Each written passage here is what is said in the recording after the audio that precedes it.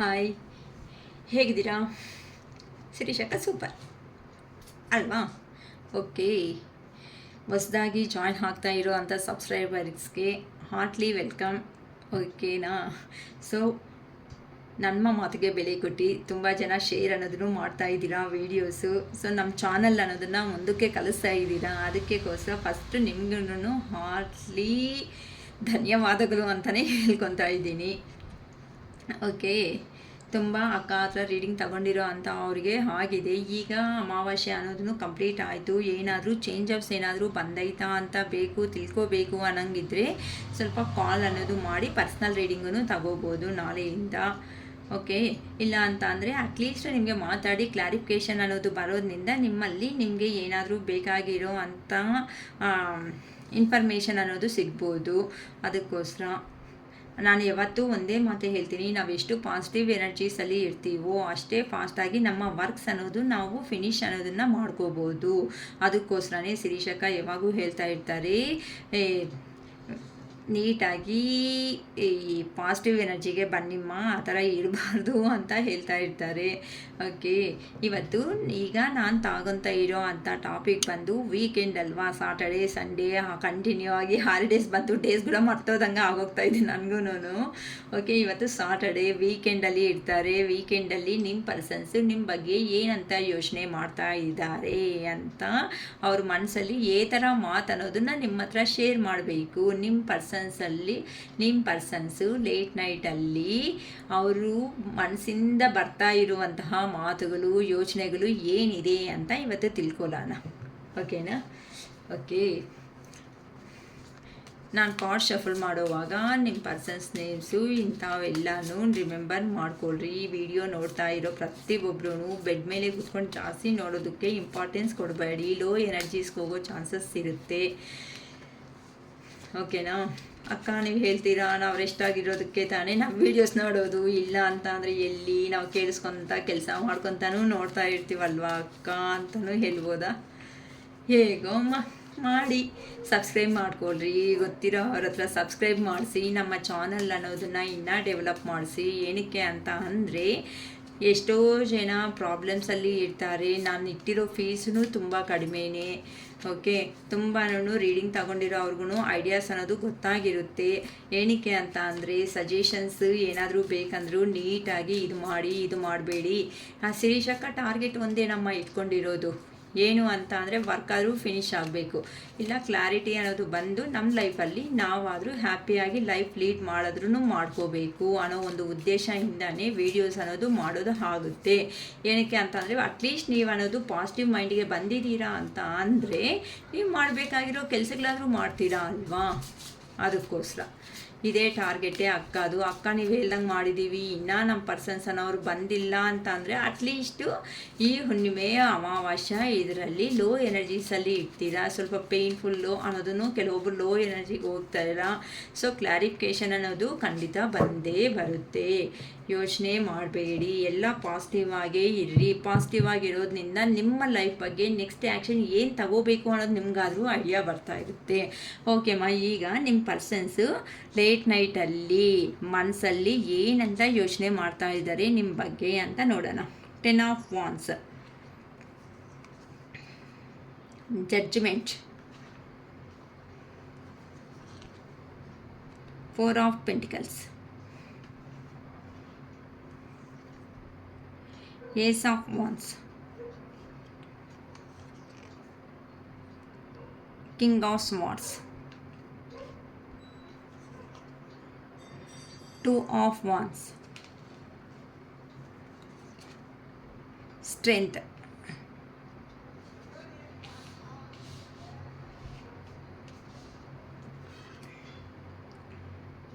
4 of Cups, King of Pentacles,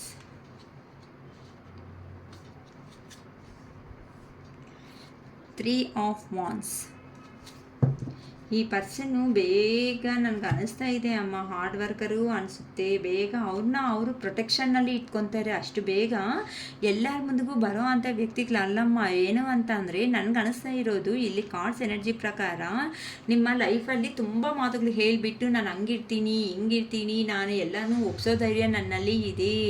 ಈ ಸಪ್ರೇಷನಲ್ಲಿ ಆದಮೇಲೆ ನಿಮ್ಗೆ ಗೊತ್ತಾಗಿರುತ್ತೆ ಒರಿಜಿನಲ್ ಮೆಂಟಾಲಿಟಿ ಆ ಪರ್ಸನ್ಸ್ ಅನ್ನೋದು. ಆದರೆ ನಿಮಗಿಂತ ಸಪ್ರೇಷನ್ ಆಗೋದಕ್ಕಿಂತ ಮುಂಚೆ ಅವರು ತುಂಬ ಮಾತುಗಳನ್ನೋದು ನಿಮ್ಮ ಹತ್ರ ಹೇಳಿರೋ ಥರ ಇದ್ದಾರೆ. ಅವರು ತುಂಬ ಅಂದರೆ ತುಂಬ ನಾನು ಎಲ್ಲರನ್ನೂ ಒಪ್ಪಿಸ್ತೀನಿ, ನನಗೆ ಅಷ್ಟು ಧೈರ್ಯ ಇದೆ, ನಾನಂದರೆ ಏನು ಅನ್ಕೊತೀಯ, ನಾನಂದರೆ ಗ್ರೇಟು, ನಾನಂದರೆ ಕಿಂಗು, ನಾನಂದರೆ ಥರ ಈ ಥರ ಅಂತ ತುಂಬ ಬಿಲ್ಡಪ್ ಆಗಿ ಕೆಲವೊಬ್ಬರ ಜೀವನದಲ್ಲಿ ಮಾತುಗಳು ಹೇಗೆ ಹೇಳಿರ್ತಾರಂತೆ ಅಂದರೆ ಇದು ಜೆಂಡರ್ ಕ್ಯಾಲ್ಕುಲೇಷನ್ಸ್ ನಾನು ತಗೊತಾ ಇಲ್ಲಮ್ಮ. ಜೆಂಡರು ಮತ್ತು ಅಮ್ಮ ಅಂತ ಇದ್ದೀನಿ ಅಂತ ಮತ್ತು ಮೇಲೆ ಫಿಮೇಲೆ ಅಂತಲೇ ಅನ್ಕೋಬೇಡಿ. ಇದು ಜೆಂಡರ್ ಕ್ಯಾಲ್ಕುಲೇಷನ್ ಅಲ್ಲ. ಅನ್ನೋದು ನಾರ್ಮಲಾಗಿ ಕ್ಯಾಸುವಾಲಿಟಿಯಾಗಿ ಎಲ್ಲರಿಗೂ ಬರೋ ಅಂಥ ಒಂದು ಪದನೇ. ಸೊ ಸಪ್ರೇಷನ್ ಅನ್ನೋದು ಆದಮೇಲೆ ನಿಮ್ಮ ಪರ್ಸನ್ಸ್ ಅನ್ನೋ ಅವ್ರನ್ನ ಅವರು ಸೆಕ್ಯೂರ್ ಮಾಡ್ಕೋಬೇಕು ಅಂತ ಇದ್ದಾರಮ್ಮ. ಅವ್ರನ್ನ ಅವ್ರು ಸೆಕ್ಯೂರ್ ಮಾಡಿಕೊಂಡು ಮತ್ತೆ ನಿಮ್ಮ ಹತ್ರಕ್ಕೆ ಬಂದು ಅವ್ರ ಪ್ರಾಬ್ಲಮ್ಸ್ ಎಲ್ಲ ಹೇಳಬೇಕು ಅನ್ಕೊತಾ ಇದ್ದಾರೆ. ನೀವೇನಾದರೂ ಹುಚ್ಚರ ಈಗ? ಸಾರಿ, ಬೇಜಾರು ಮಾಡ್ಕೋಬೇಡಿ ಆ ಥರ ಅಂತ ಇದ್ದೀನಿ ಅಂತ. ಏನಕ್ಕೆ ಅಂತ ಅಂದರೆ ಈಗ ಈ ನನ್ನ ರೀಡಿಂಗ್ ಅನ್ನೋದು ಫಾಲೋ ಆಗ್ತಾ ಇರೋ ಅಂಥ ಪರ್ಸನ್ಸ್ಗೆ ಗೊತ್ತಾಗಿರುತ್ತೆ. ಫಸ್ಟು ಮಾತಾಡಿರೋವಾಗ ಕಣ್ಣಲ್ಲಿ ನೀರು ಹಾಕಿ ಶಿರೀಷಕ್ಕ ನನಗೆ ಏನು ಮಾಡಬೇಕು ಅನ್ನೋದು ಗೊತ್ತಾಗ್ತಾ ಇಲ್ಲ ಶಿರೀಷಕ್ಕ ಅಂತ ಅಲ್ದಿರೋ ದಿನಗಳೂ ಕೆಲವೊಬ್ಬರ ಜೀವನದಲ್ಲಿ ಇದೆ ಅಂತ ಅವರು ಈಗ ಮತ್ತೆ ಮೆಸೇಜ್ ಮಾಡಿ ಅಯ್ಯೋ ಆ ಪರ್ಸನ್ ಬಂದರೆ ಬರಲಿ ಹೋದರೆ ಹೋಗಲಿ, ನನ್ನ ಜೀವನ ಆಡೋದ್ರೂ ನನಗೆ ಸಿಕ್ತಲ್ವಾ ಅಕ್ಕ, ಅಟ್ಲೀಸ್ಟ್ ಏನು ಮಾಡೋದಕ್ಕಾಗುತ್ತೆ. ಸರಿ, ನಮ್ಮ ಪ್ರಯತ್ನ ನಾವು ಮಾಡಿದ್ದೀವಿ, ಅರ್ಥ ಮಾಡ್ಕೊಂಡಿರೋ ಮೂರ್ಖರಿಗೆ ಎಷ್ಟು ಹೇಳಿದ್ರು ಒಂದೇ ಥರ ಅಂತ ಕೆಲವೊಬ್ಬರು ಮೂವನ್ ಅನ್ನೋದು ಆಗ್ಬಿಡ್ತಾ ಇದ್ದಾರಮ್ಮ ಇಲ್ಲಿ. ಸೊ ಅದೇ ಥರನೇ ಇಲ್ಲಿ ನಿಮ್ಮ ಪರ್ಸನ್ಸ್ಗೆ 10 ಆಫ್ ವಾನ್ಸ್ ಅಂತ ಅಂದರೆ ನಿಮ್ಮನ್ನು ಸಪ್ರೇಷನ್ ಅನ್ನೋದು ಆದಮೇಲೆ ಈ ಪರ್ಸನ್ಗೆ ತುಂಬ ಬರ್ಡನ್ ಸಿಚುವೇಶನ್ ಅನ್ನೋದು ತುಂಬ ಬರ್ಡನ್ ಆಗಿ ಫೀಲ್ ಆಗಿದ್ದಾರೆ. ಏನಕ್ಕೆ ಅಂತ ಅಂದರೆ ಹಾರ್ಡ್ ವರ್ಕು, ಎಕ್ಸ್ಟ್ರಾ ರೆಸ್ಪಾನ್ಸಿಬಿಲಿಟೀಸ್ ಅನ್ನೋದನ್ನು ಜಾಸ್ತಿ ಆಗಿದೆ. ನೀವು ನಿಮ್ಮ ಹತ್ರ ಇದ್ದಾಗ ಅರೆ ಬಾಬು ನೀನು ಕುತ್ಕೊಂಡ್ರೆ ಸಾಕು, ಅರೆ ಅಮ್ಮ ನೀನು ಕುತ್ಕೊಂಡ್ರೆ ಸಾಕು ಅಂತ ಹೇಳಿರೋ ದಿನಗಳು ಇರುತ್ತೆ. ನಿಮ್ಮ ಪರ್ಸನ್ಸ್ ಹತ್ರ ನೀನು ಜಸ್ಟ್ ಮನೆಯಲ್ಲಿದ್ದು ಹ್ಯಾಪಿಯಾಗಿರು, ನಾನು ತಂದಾಕ್ತೀನಿ, ನಾನು ನೋಡ್ಕೊತೀನಿ, ನಾನು ನಿಮ್ಮನ್ನು ಸೆಕ್ಯೂರ್ ಮಾಡ್ತೀನಿ ಅಂತ ಹೇಳಿರೋ ಮಾತುಗಳನ್ನು ಪಾಪ ಕೆಲವೊಬ್ಬರು ತುಂಬ ಜನ ಜಾಸ್ತಿ ಈ ಥರ ತೋರಿಸಿದ್ದೀರಾ. ಆದರೆ ಅವರು ಮೂರ್ಖರು, ಅರ್ಥ ಮಾಡ್ಕೊಳೋದಕ್ಕೆ ಆಗಿಲ್ಲ. ನಾನಿಲ್ಲ ಅಂತ ಅಂದರೆ ಮೇ ಬಿ ಸಿಂಗಲ್ ಪೇರೆಂಟ್ಸ್ ಆಗಿರ್ಬೋದು, ಇಂಥ ರಿಲೇಷನ್ಶಿಪ್ಸಲ್ಲಿ ಹೈಟ್ ರಿಲೇಷನ್ಶಿಪ್ಸಲ್ಲಿನೂ ಇರೋರು ಕೆಲವೊಬ್ಬರು ನಂಗೆ ಕಾಣಿಸ್ತಾ ಇರೋದೇ ಈ ಕಾರ್ಡ್ ಎನರ್ಜಿ ಪ್ರಕಾರ. ಸೊ ಇಂಥದ್ನಲ್ಲಿ ಸಿಂಗಲ್ ಪೇರೆಂಟ್ಸ್ ಆಗಲಿ, ಇಲ್ಲ ಸಿಂಗಲ್ ಮದರ್ಸ್ ಆಗಿರ್ಬೋದು, ಸಿಂಗಲ್ ಫಾದರ್ಸ್ ಆಗಿರ್ಬೋದು, ಅಂದರೆ ಸೊಸೈಟಿಗೆ ಇಂಟ್ರಡ್ಯೂಸ್ ಮಾಡ್ಕೊಳೋದು ಇಂಥ ವಿಷಯಗಳೇ. ಏನಕ್ಕೆ ಹೈಟ್ ರಿಲೇಷನ್ಶಿಪ್ಪಲ್ಲಿ ಇರೋ ಅಂಥವರು ನನಗೆ ಈ ಕಾರ್ಡ್ಸ್ ಎನರ್ಜಿದಲ್ಲಿ ತುಂಬ ಜನ ಕಾಣಿಸ್ತಾನೇ ಇದ್ದಾರೆ. ಅದಕ್ಕೋಸ್ಕರ ಹೈಲೈಟ್ ಮಾಡ್ತಾ ಇದ್ದೀನಿ ಈ ಪಾಯಿಂಟ್ ಅನ್ನೋದು. ಎಲ್ಲರೂ ನನಗೆ ಅಂತ ಯಾರೂ ತಗೋಬೇಡಿಮ್ಮ, ನಾನು ಯಾರನ್ನೂ ಉದ್ದೇಶಪಟ್ಟು ಮಾಡ್ತಾ ಇಲ್ಲ. ಕಾರ್ಡ್ಸ್ ಎನರ್ಜಿ ವೈಸ್ ಮಾತ್ರ ನಾನು ಮಾಡಿಕೊಂಡು ನಾನು ಹೇಳ್ತಾ ಹೋಗ್ತಾ ಇದ್ದೀನಿ. ಸೊ ನಿಮ್ಮ ಹತ್ರ ಈ ಥರನಿಂದ ಏನು ಕ್ಲಾರಿಟಿ ಅನ್ನೋದು ಕೊಟ್ಟಂಗೆ ಹೋಗಿರೋ ಅಂಥ ನಿಮ್ಮ ಪರ್ಸನ್ನು ತುಂಬ ಎಕ್ಸ್ಟ್ರಾ ರೆಸ್ಪಾನ್ಸಿಬಿಲಿಟೀಸ್ ಅನ್ನೋದು ತಗೊಂಡು ತುಂಬ ಹಾರ್ಡ್ ವರ್ಕ್ ಅನ್ನೋದು ಮಾಡ್ತಾ ಇದ್ದಾರೆ ಅಂತಲೂ ಹೇಳ್ಬೋದು. ನೆಕ್ಸ್ಟು ಅದಕ್ಕೋಸ್ಕರನೇ ಅರೆ ನನ್ನ ಪರ್ಸನ್ ಹತ್ರ ಇದ್ದರೆ ಎಷ್ಟು ಚೆನ್ನಾಗಿರ್ತಾ ಇದ್ದೆ ಅಲ್ವಾ, ನನಗೊಂದು ಜಡ್ಜ್ಮೆಂಟ್ ಅನ್ನೋದು ಬಂದರೆ ಚೆನ್ನಾಗಿರುತ್ತೆ ಈ ವಿಷಯದಲ್ಲಿ. ನನಗೆ ಈ ಎಕ್ಸ್ಟ್ರಾ ರೆಸ್ಪಾನ್ಸಿಬಿಲಿಟಿ ಅನ್ನೋದು ತಗೊಳೋದಕ್ಕೆ ಆಗ್ತಾ ಇಲ್ಲ. ಏನಕ್ಕೆ ಅಂತ ಅಂದರೆ ಮೇ ಬಿ ಈ ಪರ್ಸನ್ ಅನ್ನೋ ಅವರು ಡಿಪೆಂಡೆಂಟ್ ಪರ್ಸನ್. ಅವ್ರ ಕೆಲಸಗಳು ಮಾಡೋದಕ್ಕಿಂತ ನಾನು ಇನ್ನೊಬ್ಬರು ತಂದು ಹಾಕ್ತಾ ಇದ್ದರೆ ಜೀವನ ಮಾಡೋ ಅಂಥ ವ್ಯಕ್ತಿಗಳಿರ್ತಾರಲ್ವ ಅಂಥ ಅವರು ಅಂತಲೂ ನಂಗೆ ಗೊತ್ತಾಗ್ತಾ ಇದೆ. ಅದಕ್ಕೋಸ್ಕರ ಆ ಪರ್ಸನ್ ಈ ಥರ ಎಕ್ಸ್ಟ್ರಾ ರೆಸ್ಪಾನ್ಸಿಬಿಲಿಟೀಸ್ ಅನ್ನೋದನ್ನು ಲೀಡ್ ಮಾಡೋದಕ್ಕೆ ಆ ಪರ್ಸನ್ಸ್ಗೆ ಆಗ್ತಾ ಇಲ್ಲ. ಸೊ ಮನಿ ಅಂತ ಇಷ್ಟದಿಂದ ಆದರೆ ಹೋಗಿದ್ದಾರೆ. ಸೇವಿಂಗ್ ಬೇಕಂದ್ರೂ ಅವ್ರಿಗೆ ಬೇಕಾಗಿರೋ ಅಷ್ಟನ್ನು ಸಂಪಾದನೆ ಮಾಡ್ಕೊಂಡಿದ್ದಾರೆ, ಮನಿನ ಸೇವಿಂಗಲ್ಲಿ ಇಟ್ಕೊಂಡಿದ್ದಾರೆ.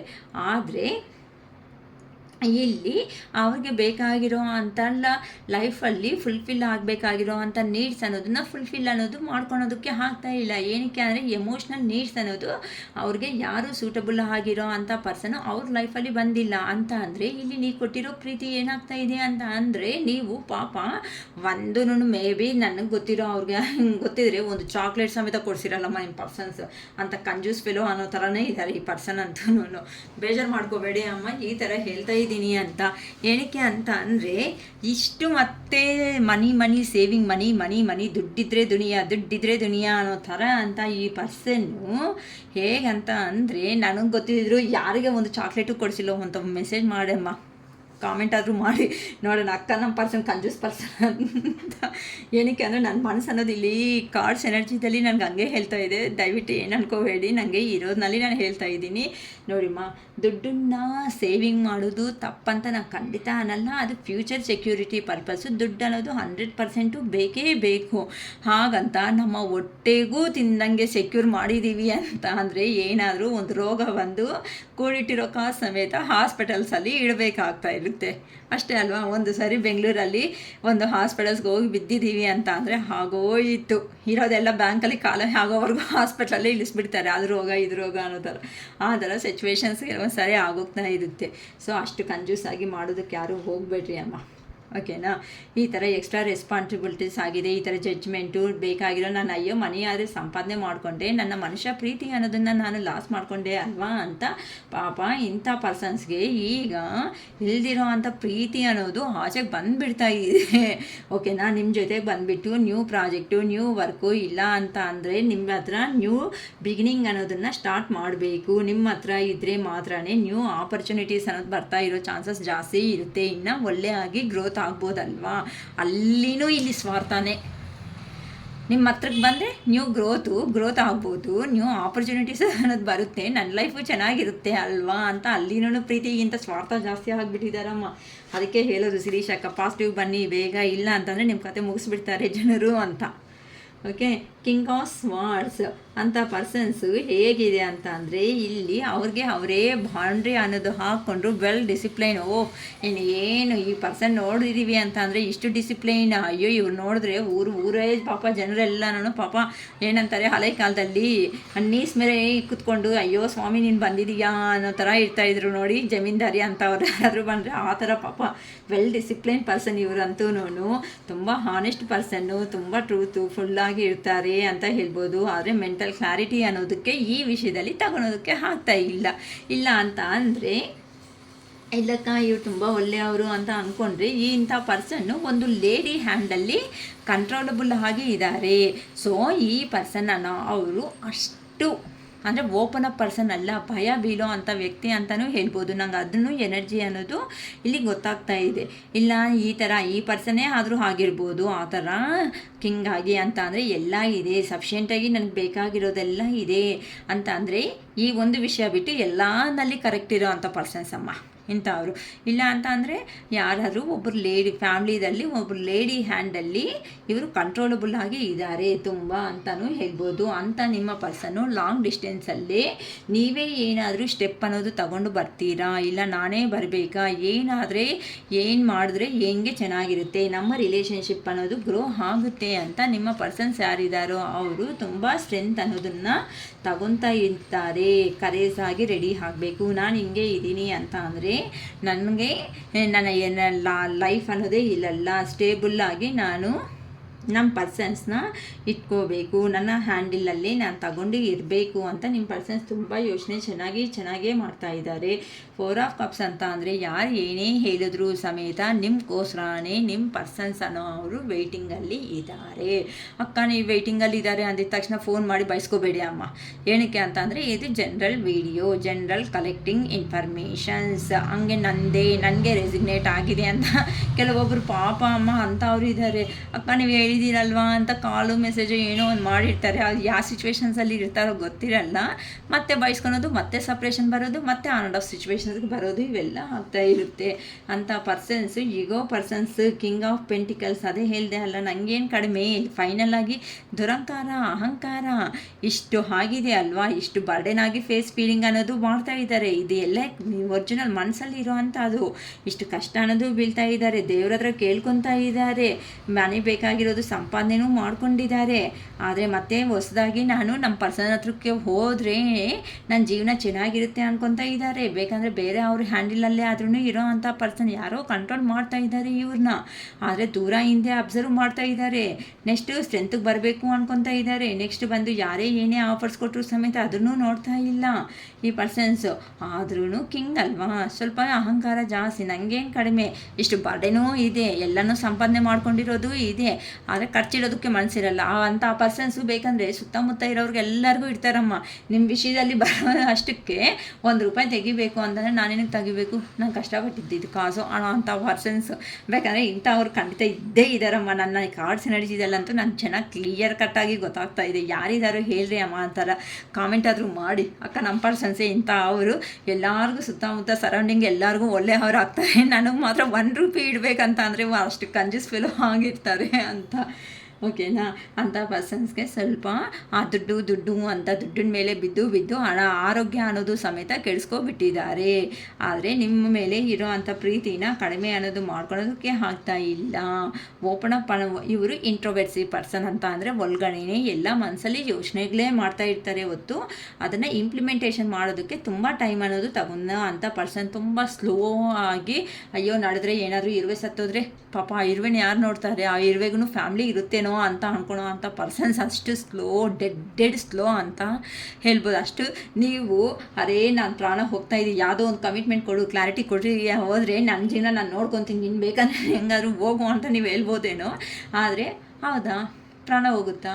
ಇನ್ನು ಅರ್ಧ ಗಂಟೆ ಇದೆ ಅಲ್ವಾ, ನೋಡೋಣ ಬಿಡು, ಅರ್ಧ ಗಂಟೆದಲ್ಲಿ 5 ನಿಮಿಷದಲ್ಲಿ ಪ್ರಾಣ ಉಳಿಸ್ಕೋಬೋದೇನೋ ಅಂತ ಅಷ್ಟು ಡೆಡ್ ಸ್ಲೋ ಅಂತ ಪರ್ಸನಮ್ಮ ಈ ಪರ್ಸನ್ ಅಂತ ಅವರು ಅಂತೂ ನೋಡು ಇಷ್ಟು ಇಂಥ ಅವರು ಯಾರಮ್ಮ ಯಾರ ಲೈಫಲ್ಲಿ ಇದ್ದಾರೋ ಏನೋ, ತುಂಬ ಗ್ರೇಟಪ್ಪ ಚಿ.